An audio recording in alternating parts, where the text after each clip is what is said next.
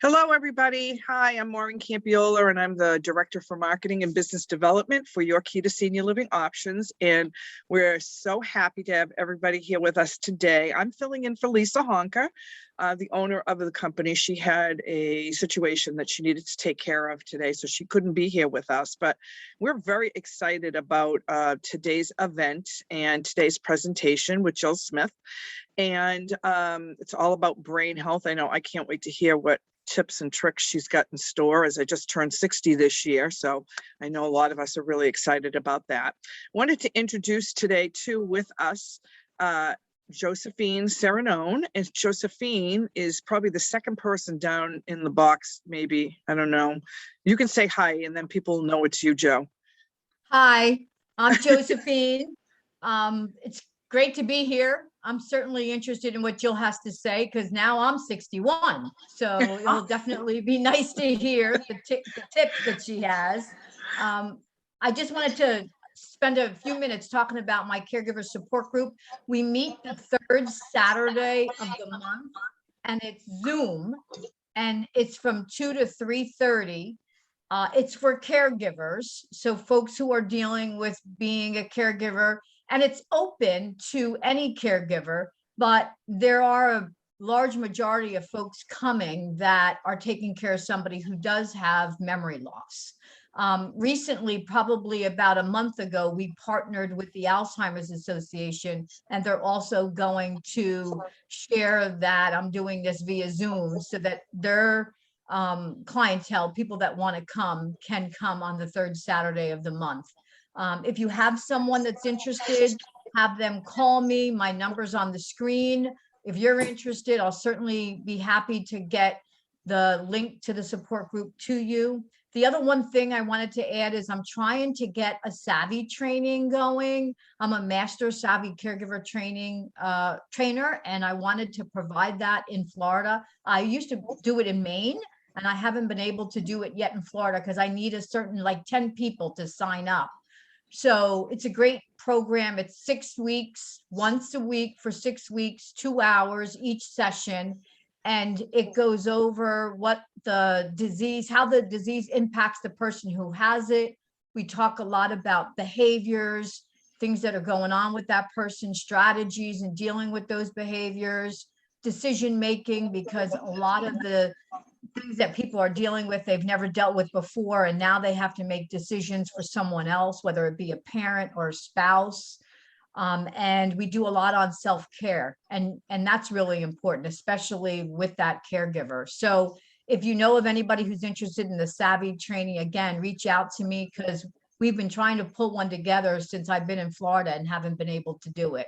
And I'd like to do it via Zoom to see how that would go. I've done it Zoom and it's been wonderful. So I'm done. I know Jill wants to get started, but thank you very much. No, it's okay. Thanks, Josephine. One other thing we'll share with you right now while we're here is, again, the caregiver support group on the third Saturday of the month. And in 2 weeks from today, we will be having our next webinar with TLC Services, our friends at TLC.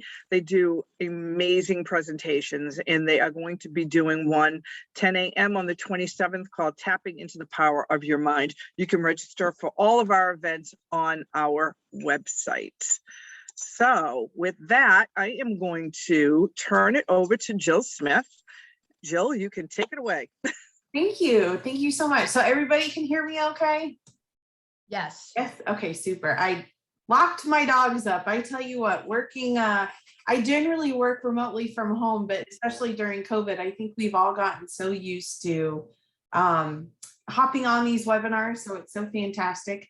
I know you guys have other things to discuss. So Maureen, if I remember, we're going to do 15, 20 minutes, and then I'll hand it back over to you guys. Did I remember that right? Yes, you could do 15, 20, 25 minutes, Jill, whatever, however long it takes. Okay. And then we'll open it up to Q&A so Perfect. that, everybody, I'm sure people will have questions. Sure. And, Okay. I think this is such a great time of the year to have this conversation, because you may have, had your New Year's resolutions, and part of that, some part of that is always about getting healthy. and what we can do. So just very quickly, I'm from the Global Alzheimer's Platform.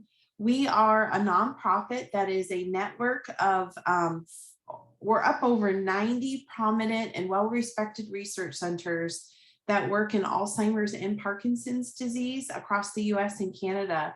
Our organization is actually moving into Europe this year, so we're really excited. We're really putting the global in our name. But we had developed this program, Activate Your Brain, which includes 8 pillars to having good brain health. And it's evidence-based information. And so I'd be happy to share all of this with you today.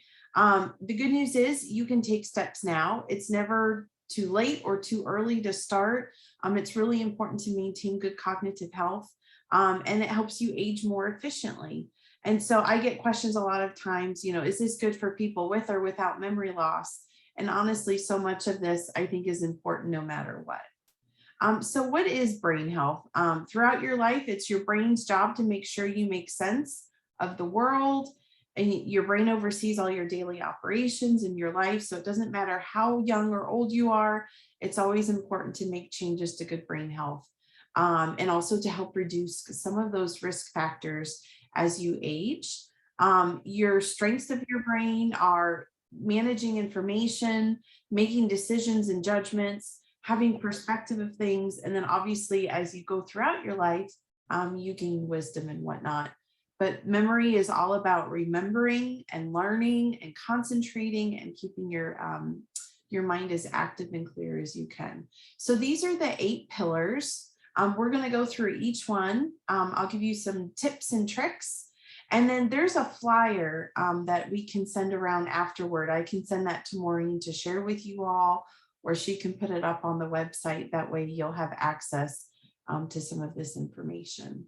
But staying active, that is so important. You've probably heard of the term use it or lose it, and that has so much to do with your cardiovascular health, your flexibility, your mobility. And so what type of exercise benefits you the most? Like almost anything and everything. And I know as we age, or just based on life circumstance, many of us have different mobility issues or may have different challenges.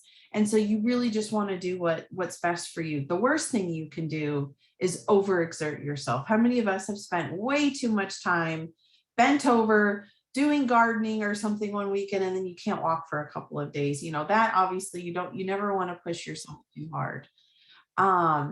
But purposeful exercise is when you're intending to exercise. That might be walking, jogging, tennis, golf.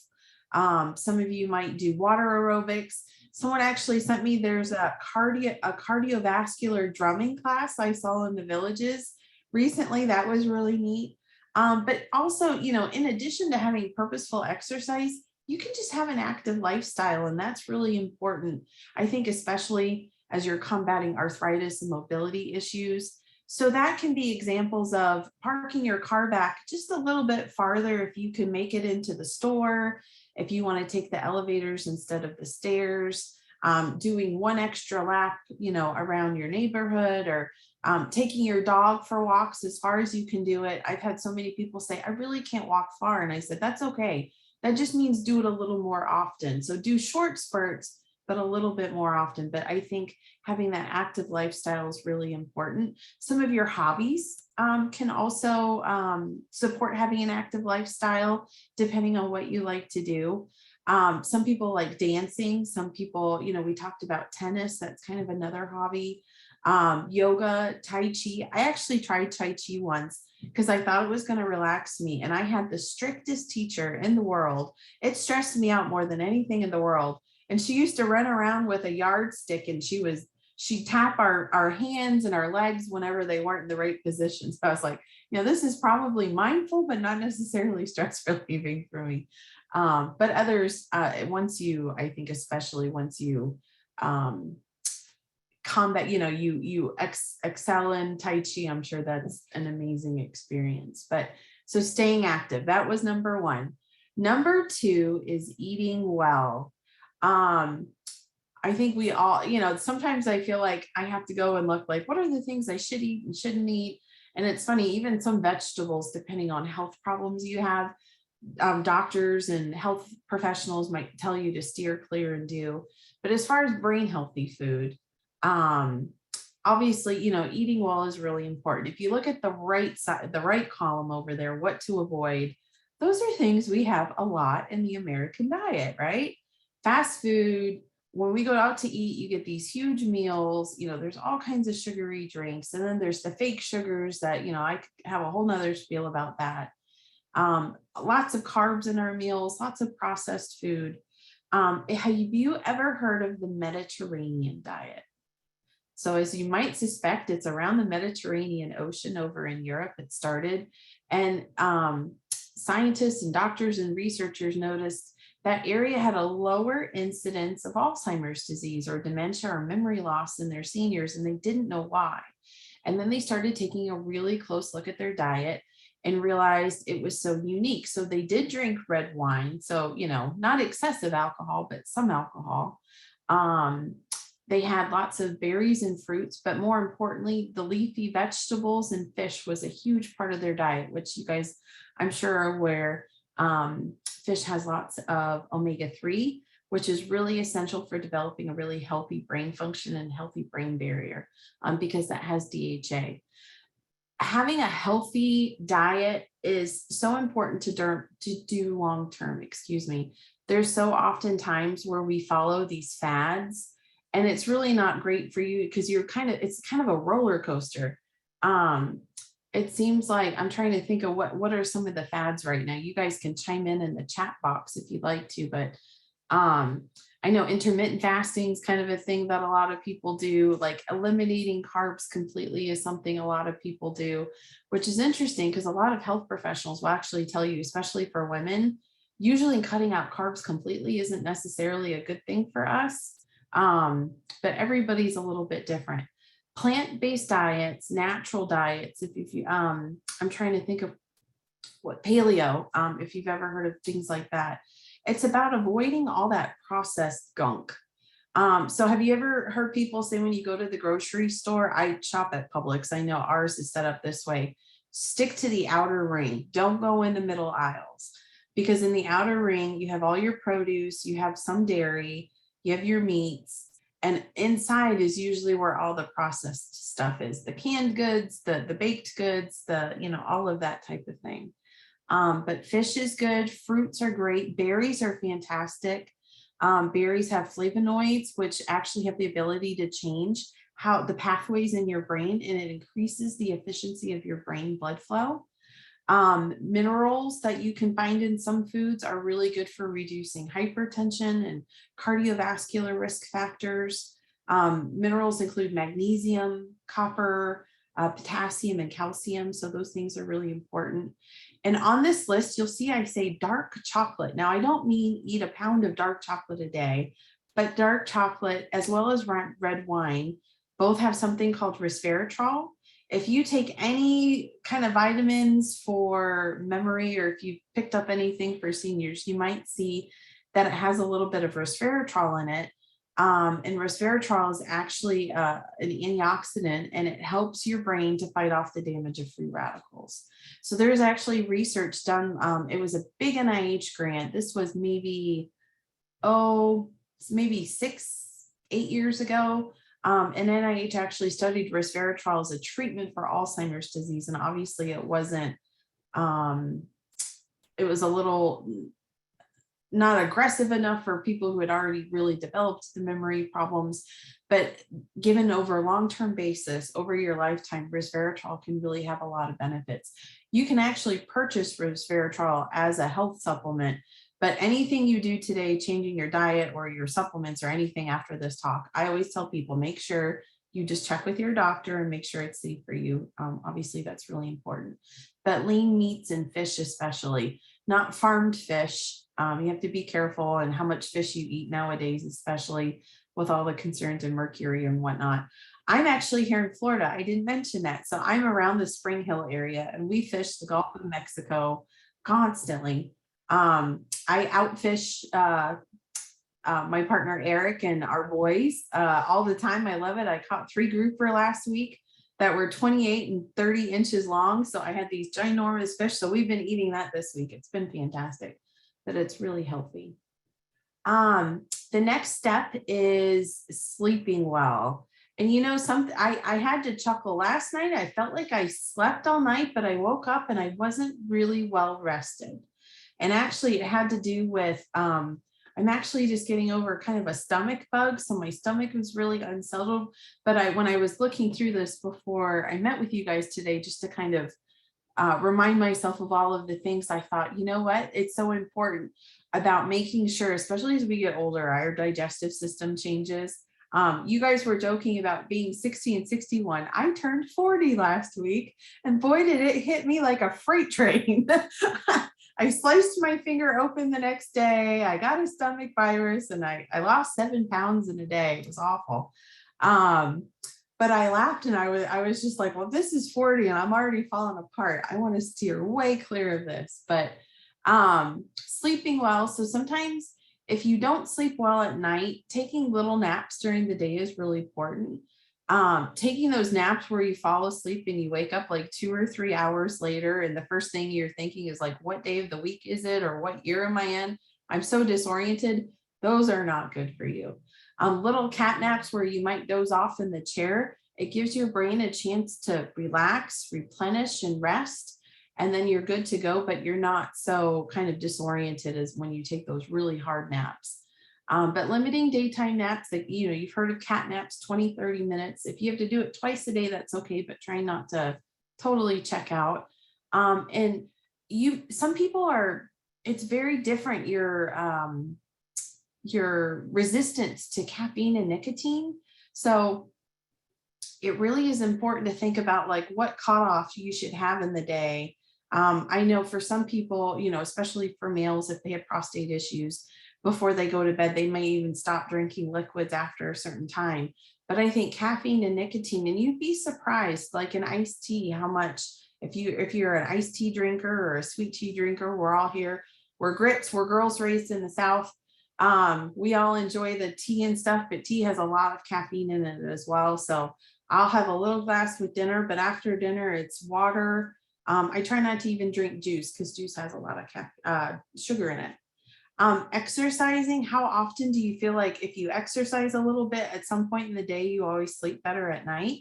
I actually, just because of my work schedule, I tend to exercise before or after dinner in the evenings.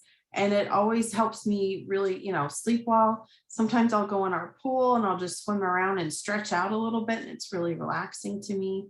But steering clear of food. The last thing you want is a rumbly tumbly all night. I sound like Winnie the Pooh. And then making sure you have a really nice, comfortable sleep environment.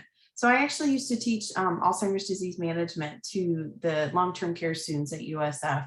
And I always said, your bedroom should just be for sleep. And they always laughed at me. And I was like, okay, no, I mean, don't study in your bedroom. Don't work in your bedroom. Don't, argue with partners in your bedroom. Your bedroom should be like a place of solace and relaxation so that when you go in there, you naturally sleep. And Lucille mentioned something about sleep apnea being a real problem. It can be a real problem for you. And it can also be a real problem for your partner.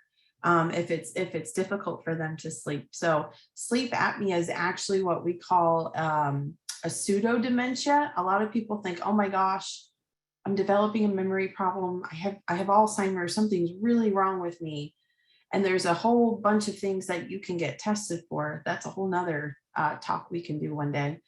But sleep apnea really affects the oxygen levels that you get while you're sleeping. So you wake up and you're exhausted. And when you're exhausted, you don't sleep well. So it's really important to ensure that you get a good night's sleep. And then I don't know about you guys, but when I wake up in the morning, the first thing I seek, even before I seek coffee, is I want sunlight.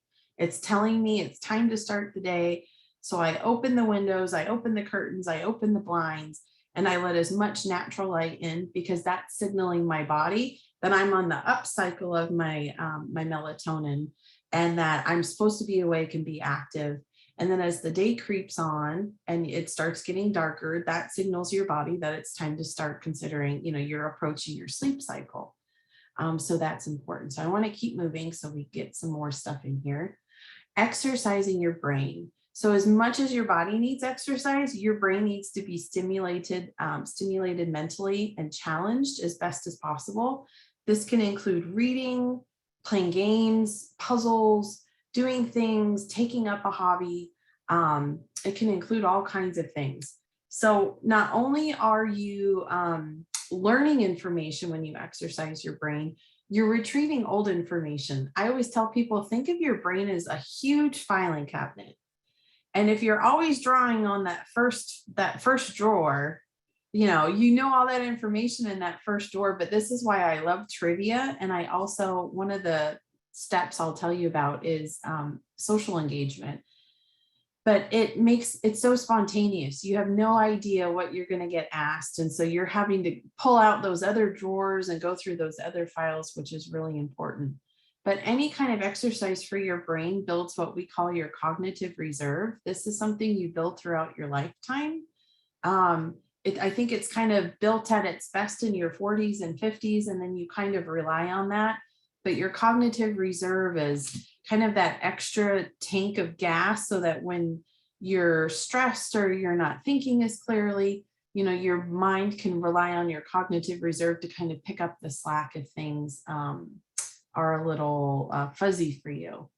And I can give you some examples of ways you can exercise your brain at the end when we get to the Q&A.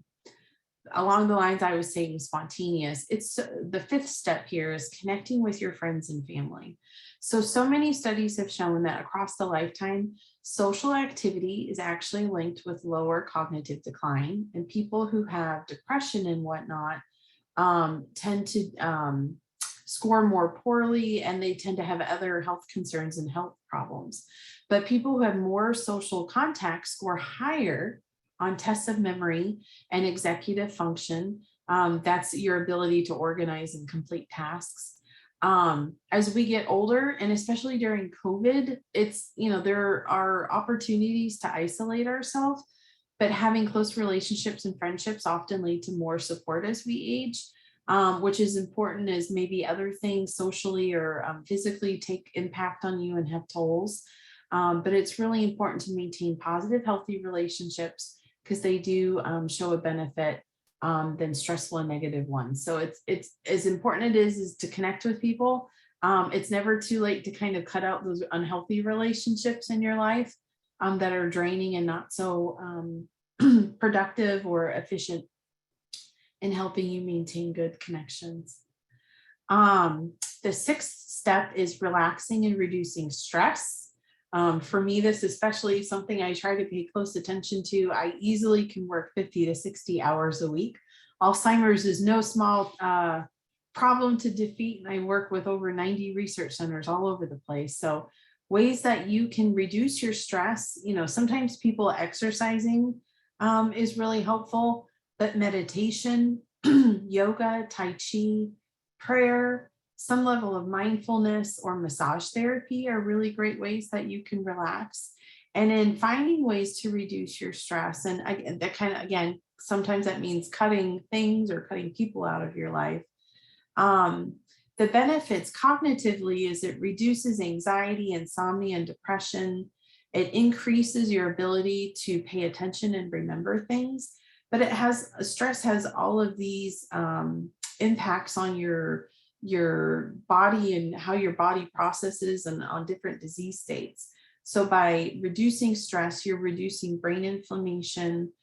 You can ensure you maintain good brain structure. Your brain structure can actually change because of stress and cortisol. You can decrease your blood pressure, which that has so many different health benefits, especially for your heart. And so along the lines of, decreasing things, controlling different risk factors. So I actually added a note here about some of the big ones. A 10% reduction in 7 risk factors. So 10% is not that big. So just even a little reduction in these risk factors could actually result in a few million fewer cases of Alzheimer's disease around the world. These include diabetes, midlife hypertension, so that's developing hypertension later in life because you're not exercising or eating right, midlife obesity, depression, physical inactivity, smoking, and cognitive inactivity. So one of my New Year's resolutions for myself was literally just to move more. Like, I might not be able to get to the gym, but I have a little mini farm. So I thought, you know what, I'm going to get out and, start really hustling and bustling, with my barn. And I want to take the dogs, something I noticed actually was when we moved to our house 3 years ago, we have a huge fenced in area. We have almost an acre. And so I didn't have to walk the dog anymore because she had this huge yard she got to play in. And I almost immediately gained 5 pounds. I was like, oh my gosh, just from that lack of not walking that like probably 1.5 miles or 2 a day, what an immediate impact that was on me. So one of my resolutions is just to move a little bit more. But it's really interesting that reducing some of these, somebody had mentioned sleep apnea, but sleep apnea leads to a 50% higher risk for hypertension. Hypertension leads to heart disease. Heart disease leads to memory loss. Less sleep can also increase your risk for diabetes. So it's really interesting how so many of these, less sleep also tends to cause people to put weight on and whatnot. But it's so interesting how so many of these overlap. One question I often get is, well, if I have a problem and I take medication to treat it, does that work? Like, I have hypertension and I take an antihypertensive pill and that helps. And actually, so it's better than nothing, but the best way to control things, the most natural and healthy way, is through your diet and exercise. But if necessary, take medications to control things, because you certainly don't want to have strokes and heart attack and things like that. And the last pillar about having good brain health, and a lot of people don't often think about this, is participating in research. Now, part of participating in research, and Cameron, is Cameron on? Hopefully he's come on. I know when I started, he wasn't on yet. Part of participating in research is that you can get a free memory screening. So let me just look, I'm going to open my camera so I can see everybody's happy faces. Raise your hand. He may not. I wonder if he didn't. I haven't gotten any messages from him. But yeah. Can you raise your hand if you've ever had a memory screening? A free memory screening. I see 2, 3, and then some people don't have cameras on. So it's super, I wanted to see your faces. That's why I opened up the screen again so I could see. Getting a free memory screening is a really great step to identifying if you have any memory concerns. And then what to do next, whether that's starting treatments or getting into a clinical trial. If you think about all of the advances we've made in cancer research in the last 20, 30, 40 years, all of that is thanks to research. And I think so many people think that they really don't, with cancer, it's so dramatic and it's a little bit more of a condensed time period than often Alzheimer's or memory loss can be. But we really need to apply that same mentality to Alzheimer's disease and memory loss and make those same advances. People think like, Alzheimer's disease is the slow goodbye because it takes years and years for a lot of people to really have the disease play out its full course. Whereas, someone with cancer, unfortunately, cancer can progress in a matter of months or a year or two. And so it's a lot more consolidated as far as the timing. But there's so much research going on for memory loss. Some of it doesn't even include medications. It might just include evaluations. It might give you an opportunity to see what your brain looks like and how it's changing.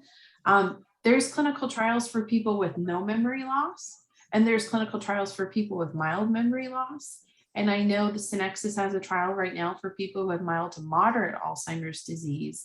They're actually really seeking out moderate Alzheimer's disease patients, which if you've had a pulse at all on the world of Alzheimer's research, everything wants people so early in the disease process that it's kind of exciting to see that they're targeting people who are a little bit more impaired right now. But there's so many benefits. When I talk to people who participate in clinical trials constantly, and I say, why do you do it? Like, what's your motivation? And they want to help future generations. They want to help their kids and their grandkids. they want to help themselves, whatever I can to, even if I can just maintain what I have right now, that would be really important for me. But it's definitely a way for you to get access to the highest quality of care. For the most part, whether you know this or not, if you participate in a clinical trial, nothing goes through your insurance. It's all covered by whoever the sponsor is, whether it's the NIH or if there's a pharmaceutical company involved. But one of the most fascinating things I think that's part of research, whether you have memory loss or not, is this ability to get really advanced imaging done of your brain so you can really see. I don't know if you guys have heard this, but your brain starts changing up to 20 years before you ever have a single symptom of memory loss. And so if you've ever heard of PET imaging is used a lot in cancer and oncology. There are very specialized types of PET scans that allow us to now see the plaques and the tangles in the brain that we know are hallmarks of Alzheimer's. So it's fascinating that I could do a PET scan on someone who I tested them, they're completely normal. Any normal doctor would just send them on their way. You're fine, nothing to worry about, keep doing what you're doing.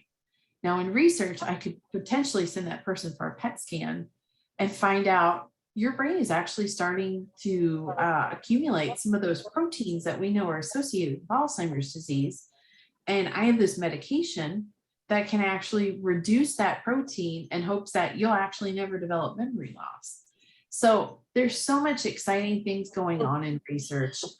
Maybe sometime in the future, we can come back and give updates on all of that. But so those are generally the 8 pillars for having really good brain health. I'll come back to this slide. So this kind of summarizes all of it. And I have a flyer that has this on it that we can send around to provide some more information, but I'll pause there. I've been watching. I didn't see any other comments come in while I was talking. Is there any other questions or comments? Yeah, if folks have a question, you can either raise your hand or you can put it in the chat box, and then we'll ask you to unmute yourself. If you could stop your screen sharing, Sure. That way we can just be bigger and face to face. I have a couple of questions while we're waiting to see if anybody has any, and would love, like I said, either raise your hand or put it in the chat box, one or the other, and I'll unmute you. W had a question, Maureen? I do have a question, and then we do have a couple of questions in the chat box, which is great. Do you have any, I'm interested when you were talking about the sleep issue, I have suffered with insomnia since I took care of my mother who had dementia for 7 years, and it totally destroyed my sleep patterns and I'm sure there are a lot of caregivers out there, if there are any on here, can relate to that, especially with their loved ones getting up in the middle of the night. And my mother used to be like Houdini, but anyways, after that, I have personally suffered with insomnia for many, many years. And so do you have any general advice for any kinds of sleep medication or? Sure. And I saw somebody also asked about talking about sleep dementia. So I can probably kind of consolidate both of these to a conversation. So, okay, great. I went through insomnia as well. I developed it, I think, in my late 20s. I've had it in my 30s. I, chuckled about people. It's better to not sleep for these long periods during the day. I actually function better if I slept twice for 3 or 4 hours a day. But that's just personally how I am. I don't recommend it for anybody. So for sleep, you have to be really careful with medications for sleep. And a lot of people don't like them because it can make you a little bit groggy the next day. It also increases your risk for falls. But I think the risks, and this includes what somebody called sleep dementia, which isn't necessarily like a scientific term, but the risks of not having good night's sleeps definitely outweigh the risks of potentially taking a medication. So some of you may have heard of melatonin. Maureen, I don't know if you've ever tried it. I tried it. It did nothing for me. Yeah, it made me sick to my stomach. I couldn't take it. It didn't make me sick to my stomach, but I literally just felt like I was eating like the kids' gummy vitamins, and it did nothing. You can take doses of melatonin. I think like you can start with like 3 milligrams and go to 6 milligrams. I've heard of some people taking 10. I would be careful of taking that much. It's not something that I'm going to take it tonight and I'm going to sleep good tonight. Like it takes a few weeks for your body, because it's helping to regulate those highs and lows I talked about. But it's also just about developing really good habits. I try to pay close attention to what do I do that makes me sleepy, and I should try to do those things before I go to bed. Sometimes I find reading, once I read 10 or 15 pages, like my eyes kind of start doing that. I'm like, oh, so that tells me that reading before I go to bed might actually help me relax and go to sleep better. But avoiding some of those triggers, if you don't have a good night's sleep, it's almost like keeping a journal. What did I do the afternoon or evening before? And is there anything in that list I can try to avoid? And maybe those were things that were the causes of not helping me sleep. Just seeing all the videos on, it seems like the audience is a little bit more female oriented. So I know I'm one of those people where if I wake up in the middle of the night and my brain starts working, it goes from 0 to 65 really fast. And I literally have to tell myself, no. Yeah. And so if you've ever learned to meditate, there's an app if you have your phones, I think it's called Calm. It's literally just different ways to help you have mindfulness and kind of disconnect and just kind of get very centered and get rid of all of those. I call them squirrels, like, oh, squirrel, oh, squirrel. Getting rid of all of those things. But somebody said avoiding screen time before bed can help. I completely agree with that. The blue light, there's a lot of research that shows that. But linking, kind of taking this all back to the sleep dementia question, when you don't get a good night's sleep, the next day you're groggy. You feel like you're walking and you have, fuzzy glasses over your face, or you feel like you're walking around and there's a cloud over your head. And if you can't think and concentrate clearly, you are not paying attention well. And if you are not paying attention well and grasping things that are around you, how can you remember them later? Depression, it has a very similar process where you're not paying attention, you can't gather and really process all of that information. And so when people say, I feel like I'm having a memory problem, I have these lapses, I don't think clearly, one of the things that's always evaluated is, how's your mood? How's your depression? Are you depressed at all? Because of that exact same thing. But if you're not processing things to begin with, and people sometimes don't realize it, they just see the impact that I'm not thinking clearly, I can't remember, I can't concentrate. So I kind of wound all of that in together. Yeah. We have a couple of other questions, but real quickly, I just have a quick question for you on the sleep thing. Do you have any comment regarding taking CBD oil for sleep?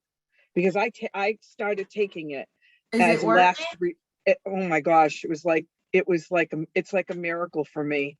It really is. Like, so I can sleep 6 to 7 hours.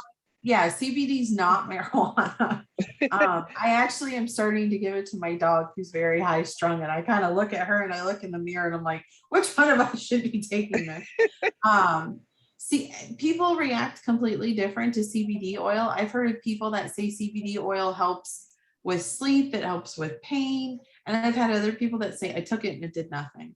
It may be worth a try. It's one of those things I always say, make sure you tell your doctor you're doing it in case you have other risk factors. Exactly. But I kind of briefly mentioned prescription sleep medication. I took Lunesta, that's the one with the pretty butterfly, and it had the reverse reaction on me. I was awake for 36 hours straight. And I was like, oh that my gosh, definitely didn't work. But I actually found that, and I can take it just as I feel like I need it. Like if I'm kind of wired before I go to bed, I take a little trazodone pill, and that seems to work really well for me. Trazodones are like really old school kind of antidepressant. Yes, so it helps. It helps a little bit with anxiety, but it also, taken at night, it actually helps you sleep a little bit too. So I prefer that. I've taken Ambien before, and I always wake up and it takes me forever to feel like I'm up and moving and going. I loved when I hit 40. I told you guys I hit 40, but I used to be one of those people, the alarm went off, I slapped it, and I like jumped up in bed and I had a smile on my face and I was ready to do the day. I wasn't one of those people that hit the snooze button a gazillion times. That's starting to happen. One of the things in the chat box that Josephine said was that Benadryl makes her stay up. And I know I read a study that Benadryl for older people is terrible. It's Do not actually take bad. that. So Yeah, do not take it. I'm so glad that came up. Benadryl, Advil PM, Tylenol PM, like if you need it because you garden, like we kind of joked earlier about gardening and your back's really sore, you can take that for like a night or two. But I unfortunately know some people who say, oh, I take it every night. And I think, oh my gosh, don't do that. I used to do that when I was in my 40s and I struggled with sleep. And then I found out about that. They're anticholinergic. So all of like, if you had memory loss and you were taking medications like Aricept, Exelon, or Razidine, those are cholinergic medications that are trying to help regulate like the certain chemicals in your cholinesterase in your brain that are really important for thinking and memory. And medications like Benadryl and all the pain medication PM formulas, those have the opposite effect. So they're actually messing up your ability to think clearly and concentrate. So taking it once or twice here or there, fine, but by all means, don't ever take those on a regular basis. I know Benadryl is take for allergies and stuff, but there's a lot of newer ones that don't have that same impact. Right. So Diane, you have a question. You're unmuted. And then I'll ask Espy, you'll be after her. I'm going to mute you right now, but Diane, go ahead and ask your question. Is she there? She's unmuted, but I don't see her. I don't know where she went. Diane? Okay, Espy, I'm going to have you unmute yourself and go ahead and ask your question. I did unmute myself. Anyway, my question is about insomnia and the use of CBT. CBT meaning cognitive behavioral therapy. How could it be effective, in using it? Because I thought I tried it and I probably not doing it correctly. So I'd like some thoughts on that. No, I think that's really important. Kind of going back to those habits, it's about CBT, cognitive behavioral therapy is about training yourself. And so training yourself to have good sleep habits and training your brain about your sleep-wake cycles. If you're doing that with some kind of therapist or health professional, that's probably best. But it's about identifying ways and again training your brain. So for me, that's looking at, if I had a really good night's sleep, what did I do yesterday or last night, and try to continue to do those things. Because I think we might think of it subconsciously, but I think we have to actually focus and pay a little bit more attention to those kinds of things, rather than just kind of saying like, oh, I didn't sleep good last night. Well, why didn't I sleep good last night? And try to identify what was different about last night, or in the evening or even the afternoon than what it normally is. But I know, cognitive behavioral training is really important, like for overcoming depression and anxiety. I've not personally read as much of that SB for sleep therapy and whatnot, but I think kind of along the lines of some of the strategies that I mentioned, that might be very aligned with things that someone might recommend that you try or attempt to help improve your sleep. Thank Okay, you. Lucille? Well, I have a couple of hints about how to do some thought blocking during the night when the mind is racing 100 miles an hour. I've worked with quite a few clients around that. And one technique is to imagine yourself in a bubble. And that inside that bubble is a really peaceful, quiet, safe place. And when your thoughts start intruding, you can literally picture your thoughts going outside of the bubble and saying, I will deal with you later when I'm awake, not now. Whatever solutions I come up with right now in the middle of the night are probably not going to be that helpful. So I'm going to walk them out the door, out the bubble, and tell myself I will deal with them later, and then do some deep breathing and just bring myself back to that quiet, peaceful spot. And that sometimes really breaks that cycle of the overactive mind.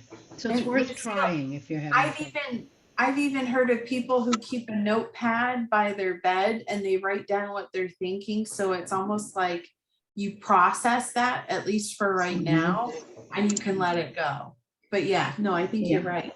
And writing things down can be very enlightening, because many people who've tried that in the morning realize that what they wrote down really wasn't all that helpful. And so I don't recommend that for a long term, because that wakes you fully. It gets your mind Yeah. re-engaged. And that's not really what you want to be doing in the middle of the night. Yeah, that's good point. Good point, Lucille. Lucille, you had another question too, earlier in the, you had asked about where to find, yeah, go ahead. You're unmuted. Yeah, you talked about research studies, and I don't know where to look for those. How does one find those? So locally in the villages, you guys have a really great resource, which is Synexus. They're located off of Wedgwood. So they do free memory screenings, but they also do lots of clinical trials. Now, clinical trials, if you call them today and you get your memory screening, they may say like, I don't have a study for you right now. It's important to check back in 3 months or 6 months, because studies are constantly starting and stopping. Another really good resource is called clinicaltrials.gov. That will tell you about trials in everything. That might be a little overwhelming. The Alzheimer's Association has something called Trial Match. So those might be 3 different resources that you could look at. But sometimes I find having a good relationship with someone at a research center, they tend to be right in boots on the ground, and they kind of know what's going on in the field. And they can keep up and keep you informed of things. And we'll put all these, when we send out the link to the replay, we'll send all of the links in an email to you folks with some other supporting documents that you might find useful. I don't think the phone number that's on is Cameron. I would invite he may be muted. I wondered if that 3. Well, where is he? I can unmute him. Yeah. I just don't know who he is. Yeah. If he had anything you might want to mention. Is he the 352 number? This one? It could be. That's not normally his number, but that might be him. All right, let me ask him to unmute and see if he's Cameron. We'll do it by trial and error. Yeah, no worries. And I think we've gone quite a bit later than we intended, so he may have had to drop off and get back to the clinic. Yeah, he's not unmuted, so I don't think it's him. While I'm sharing my screen, just 2 things I wanted to encourage you guys to look at. Google Arts, if you literally just type in Google Arts and it searches, is a super fun app to keep yourself engaged. I don't know if you guys even knew this existed, but they have all kinds of things. They have a museum explorer, so you can go and visit museums all over the world. They have different picks each day and different features. They have games that are really great, brain games that you can play.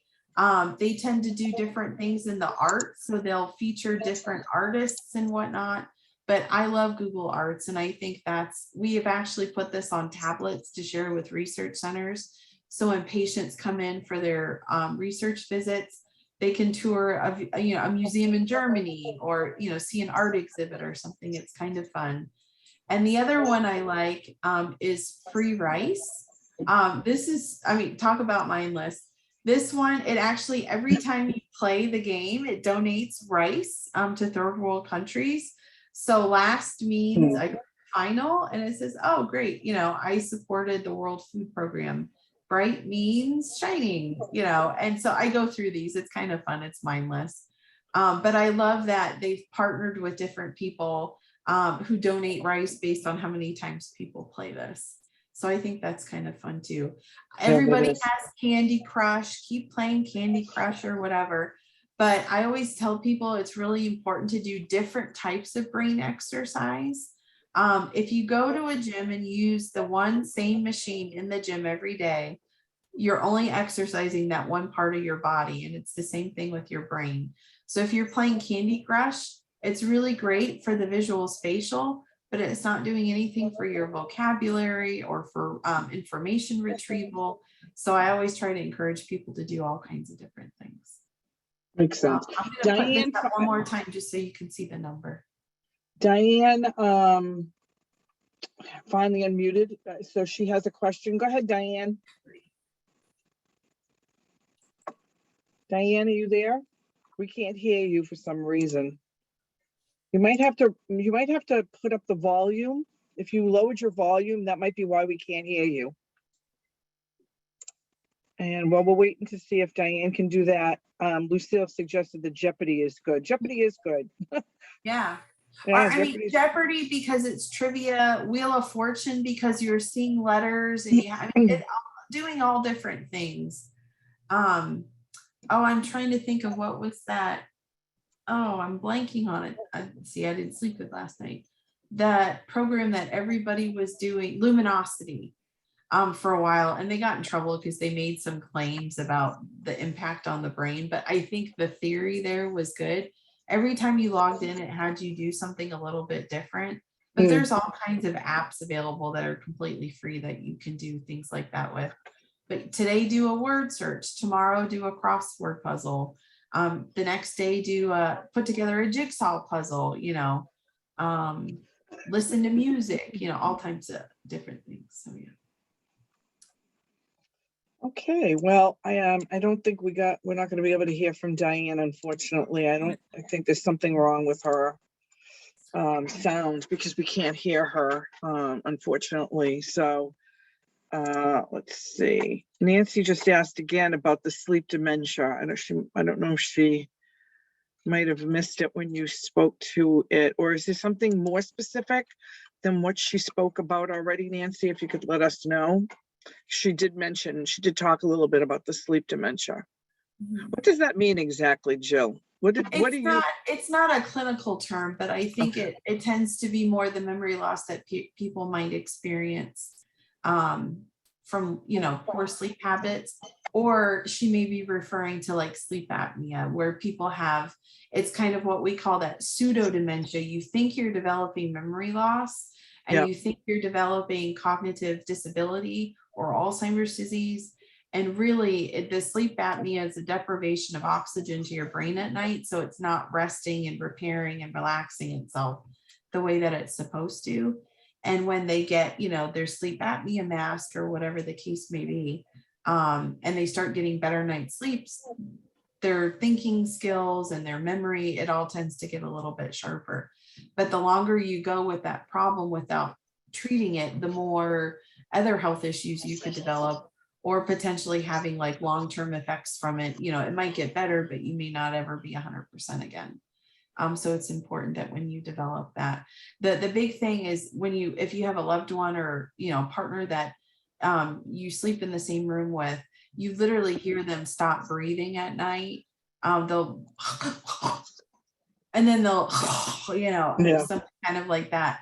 Or if someone's a really hard snorer, I think I just saw Cameron come in. Good yeah, time, he did. Cameron.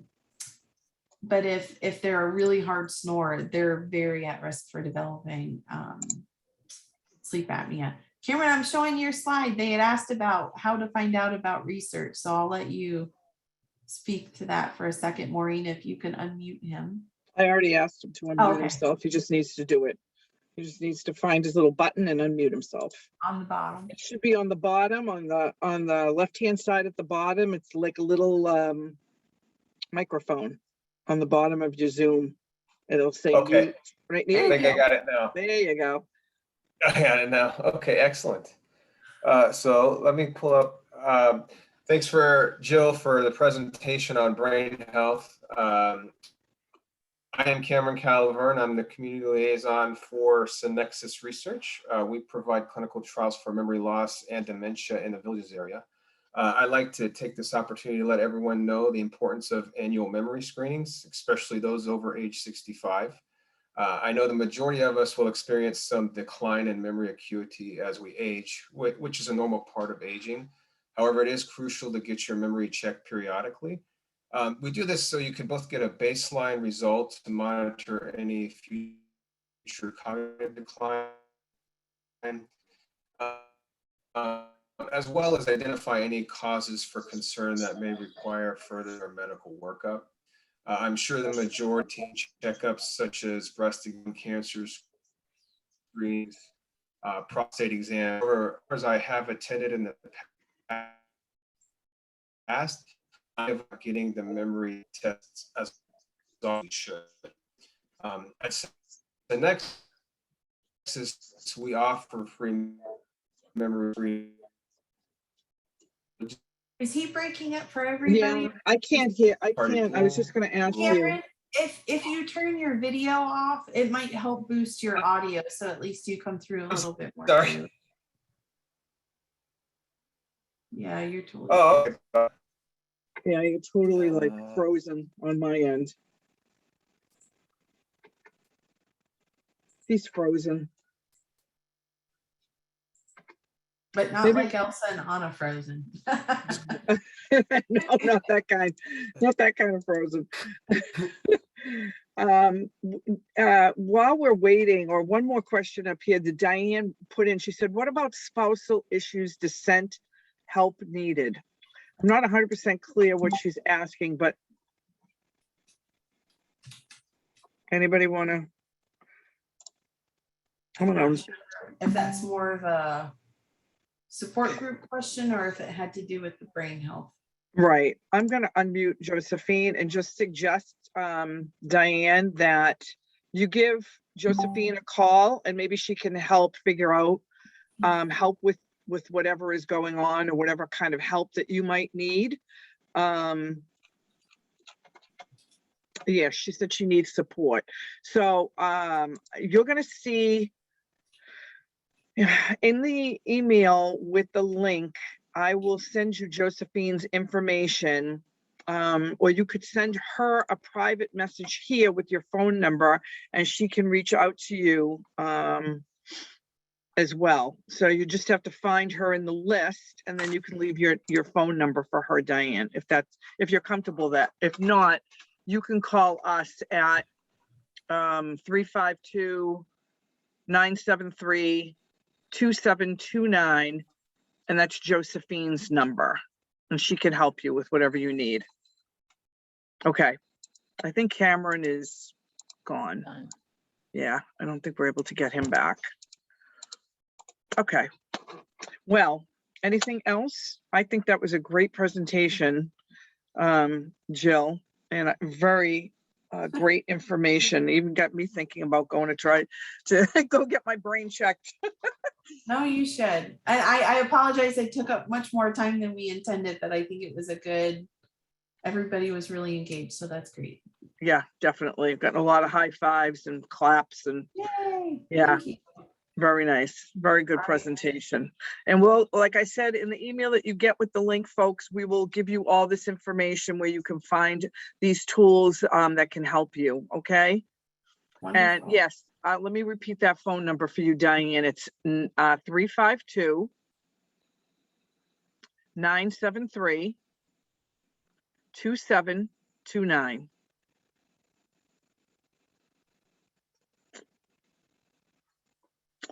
All right. Well, Diane, thanks so much for joining us. And I know we're going to have Diane back next month as well. And I forget what we're talking about, but I know you're coming back next month for another presentation. So, Jill, can you hear me? Yes. Yeah, Okay. sorry. It froze there for a second. I heard like a ding ding. Yeah, no, it's okay. It's all right. Okay, well, thanks everybody for coming today, and hope you all get a good night's sleep. That's for sure. Thank you. All Bye-bye. right, take care, everyone. Bye-bye. Bye, Jill.